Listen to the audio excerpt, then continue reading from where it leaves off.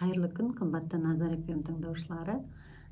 Бүгін тағы біз отбасылық бағдарлама «Мен кіммін, ол кім» атты тақырыбымызды жалғастырамыз. Бүгінгі тақырып бізде әйелдер мен еркектер арасындағы айырмашылық туралы сөйлесеміз. Адамдарды жақындататын не нәрселер? Отбасын құруға дейінгі әрбір кірпіш, яғни бұл өте маңызды. Сондықтан бүгінде жігіттер мен қыздар бір-бірлерін терең білу, терең түсіну тағы да айтқым келеді, өте маңызды. Ерлі-зайыпты екі жұп ол еркек пен әйелдің қосындысынан құралады. Екі жыныстың арасындағы айырмашылықтың сүйіспеншілік пен жек көрушілік сезімін туындайды. Жұптағы екі жақ қарым-қатынаста болу арқылы бір-біріне деген ынтықтығынан сүйіспеншілік сезімі туындайды. Ал жек көрушілік сезімі екі жыныстың айырмасындағы қарым-қатынасында қарама-қайшылыққа алып келеді. Соның салдарынан жанжал және түсінбеушілік туындауы мүмкін. Яғни бұл тиынның екі беті секілді. Достық қатынаста жүрген қыз-жігіттер некеге барған келсе, яғни некеге отырғылары келсе, бұл дегеніміз олар қалған өмірлерін қарама-қарсы жыныстағы адамдармен бірге өткізеді деген сөз. Яғни сіз қарама-қарсы жыныстағы адаммен бірге өмір бойы бірге боласыз. Сондықтан некеде жұбайымен бірге бақытты өмір сүру үшін бір-біріне қалай ашылу керектігін және жұбайының ішкі жан дүниесін, қалауын, оның ой-пікірін қандай жолдармен білу керектігін білу маңызды. Жалпы кең таралған жыныстық айырмашылықтарға тоқталып кетсек, ер адамдар жекешеленуге, ешкімге мұқтаж болмауға ұмтылады. Болашақтағы жеке мақсаттарына жетуге ұмтылуы және өзінің қанағатын ойлайды. Ережелер мен қағидаларды қабылдауға ұмтылады. Ойын кезінде ол үшін ең маңызды жеңіске жету болып саналады. Бәсекелесуге ұмтылуы, ашудан басқа сезімдердің бәрін жасырады ер азаматтар. Тығыз қарым-қатынаста қауіптенеді, басқалардың оған үміт артқанынан ол қауіпті сезінеді өзін. Тығыз қарым-қатынаста өзін жоғалтып алудан қорқады. Тығыз қарым-қатынасты ол жеке тұлғаға келетін қауіп ретінде қарайды. Карьералық сатымен көтерілуге ұмтылуы өте ұнайды. Мәселені көргенде сол мәселені шешкісі келеді. Бұл ер адамға тәнті нәрсе. Енді әйел адамға тәнті нәрсе. Қандай айырмашылық бар? Әйел адам қарым-қатынаста қолдайды және дамытады. Басқалармен қарым-қатынаста болуға ұмтылады. Басқалармен тіл табысуға және ортақ сезімге болуға ұмтылады. Ойын кезінде ол үшін ең маңызды нәрсе тұлғаралық қарым-қатынас болып саналады. Бірге іс-әрекет істеуге ұмтылады. Барлық сезімдерін білдіреді. Еш шүбәсіз жеңісті және бәсекелес кезінде жеңістегі қауіпті көреді. Тығыз қарым-қатынаста өзін жоғалтып алудан қорқады. Тығыз қарым-қатынасты бостандықтан айыру деп қарастырады. Отбасының дамуына ұмтылады. Мәселені көргенде сол мәселені талқылағысы келіп тұрады. Бұл әйел адамның тән қасиеттер. Мысалы, жігіт алғашында сентименталды, кейін логикалық қабылдауды мүмкін. Немесе қалыңдықпен бірге отырып шешуі мүмкін, әрбір нәрсені. Оның да жігіттің пікірін білу үшін өз сезімдерімен де, немесе өткіншіктерімен бөлісуі де қалауы болуы керек, яғни қалыңдықтың. Бұл жағдайда жігітке қалыңдығының іс-әрекетіне қалай дұрыс қарау керек екенін білу көмектеседі. Тіпті олар адамның жынысына байланысты болатын айырмашылықтарды қабылдауды үйрену керек және төменде көрсетілген принциптарды ұстану керек болады. Бір-бірінің ерекшеліктерін сыйлау. Олардың жыныстық яғни қыз бен жігіттің ерекшеліктеріне және атқаратын рөлдеріне дұрыс қарау үшін сізге дұрыс қарым-қатынаста болу керек, яғни сіздер дұрыс қарым-қатынаста болу керексіздер. Егер әйел мен еркекті салыстыратын болсақ, онда бір керемет немесе кемшілік, жақсы немесе жаман деу түсінігі жоқ. Олар жай ғана бір-біріне ұқсамайды. Олар бір-бірін бірінші рет көріп ғашық болған кезде, яғни бір-бірін көрген кезде қызықтырған сол айырмашылықтар ғана емес пе? Бір-біріңізді өзіңізге ұқсату мәжбүрлемеңіз, яғни ұқсатуға, серігіңіздің іс-әрекеттері керемет немесе жақсырақ болуы маңызды емес. Бір-біріне ұқсамайтындықтары бір жағынан жақсы, өйткені олар бір-бірінің мұқтаждықтарын толтырады. Мысалы, әйелі өте сезімтал болған кезде күйеуі өрт сөндіргіш рөлін тоқтайды, өрт сөндіргіш сияқты, әйелінің мәселесін шешуге мүмкіншілік береді. Оның орнына ол тыңдауды үйренеді. Яғни жұбайлардың айырмашылықтары олардың жеке тұлға ретінде өсулеріне мүмкіншілік береді. Жай ғана жұбайлардың қажеттіліктеріне сай болу, қалай көреміз оны?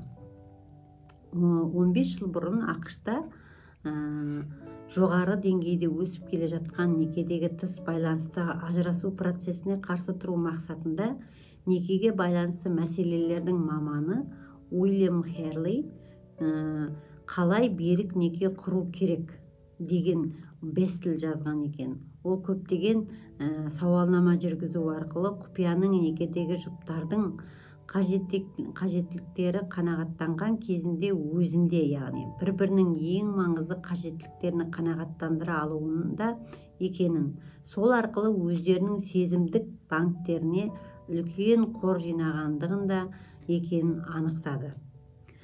Ол барлық жұптар үшін сезімдік қажеттіліктерін түрін анықтаған екен. Бұл қандай нәрселер? Қазір тоқтала кетейін. Біз тек сол айырмашылықты түсініп, жұбайымыздың қажеттіліктерін қанағаттандыруға тырысқан кезде ғана айтарлықтай қанағат ала алады екенбіз.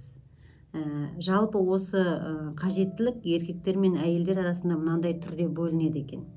Әйелдердің қажеттіліктері. Әйел адамдар көңіл аудару белгілері, жай қарым-қатынас. Әйел адамдар үшін адалдық және ашық болу маңызды. Әйел адамдарға қаражат жағынан қамтамасыз етілуі маңызды. Әйел адамдарға отбасында адалдық болуы маңызды екен. Енді ер азаматтар ретінде еркектердің қажеттіліктеріне тоқталып кетсек, ер азаматтар жыныстық қатынастан қанағаттануды қажет қылады. Бос уақыттарын бірге өткізуді қажет қылады. Жұбайының тартымды болуы олар үшін өте маңызды. Үй шаруасында көмек көрсету олар үшін маңызды. Олар әрқашан әйелінің тартымды келбеті болуы да олар үшін маңызды болып саналады екен. Яғни осындай сезімдік қажеттіліктерге тоқтала кетсек жеке-жеке, төменде әрбір сезімдік қажеттіліктердің қарапайым бейнеленуі көрсетілген. Оқи кетейін. Көңіл аудару белгілері қандай болады? Көңіл аудару белгілері бұл сүйіспеншілікті көрсету жолының бірі. Сол белгілерді қабылдайтын адам оның жұбайы оны бағалайтынын, оған қамқорлық көрсететінін, қорғайтынын, егер оның мәселесі болса қолдау көрсететінін біледі. Көңіл аудару белгілері құшақтау, хабарлама жіберу арқылы, тәттілер немесе гүл сыйлау арқылы көрінеді екен. Жыныстық қарым-қатынастың қанағаттануы.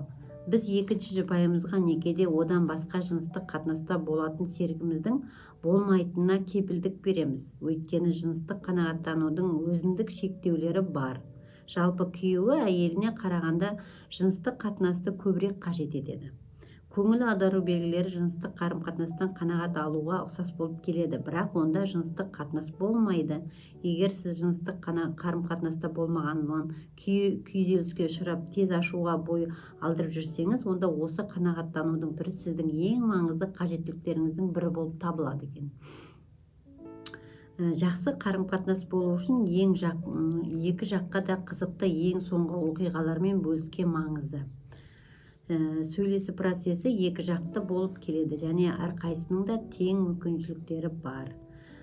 Бос уақытта бірге өткізу, кездесу кезінде жұптар бос уақыттарына көбірек бірге өткізуге тырысады. Яғни бірге кино көру, серуендеу, бірге балық аулау, мүмкін би алаңына бірге бару, спортпен айналысу сияқты қыз жігіттерге бұл кездесу кезінде өте таптырмайтын нәрселер болып табылады екен.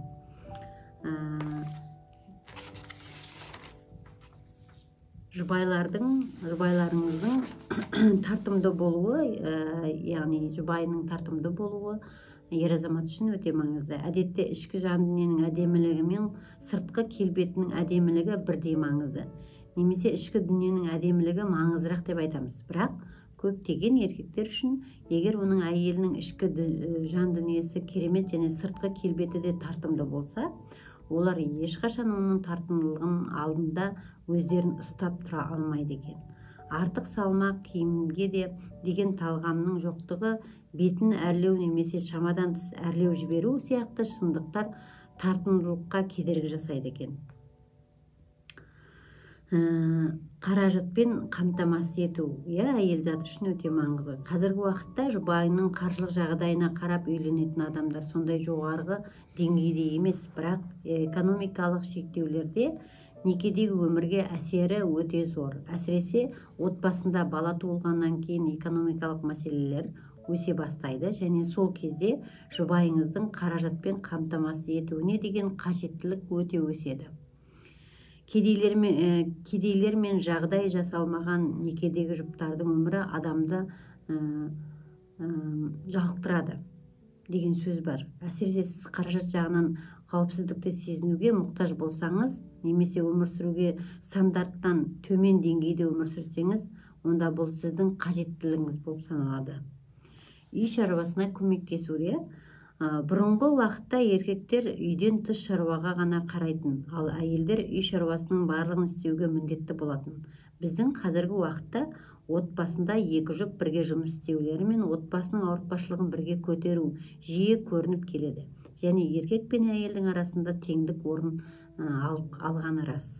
Бірақ та қазақ күйеулердің көбісі олардың әйелдері үйде таза ұстап, кешке жұмыстан келген кезде оған тамақ жасап берген және үйге қонақтар келгенде кезде шайды дұрыс құйғанын қалайды. Әсіресе отбасында бала туылғаннан кейін үй шаруасы көбейеді және ауыртпашылықты да бөлісуге деген қажеттілік өседі. Яғни бұл қажеттілік сіздің жұбайыңыздың үй шаруасына араласқанын қаншалықты қалайсыз, соған байланысты. Бүгінгі менің осы оқып бөлісіп отырған нәрсем әлі үйленбей жатқан қыз жігіттерге олардың, яғни ер азамат пен әйел адам арасындағы үлкен айырмашылықтарды көруге көмектеседі деп ойлаймын.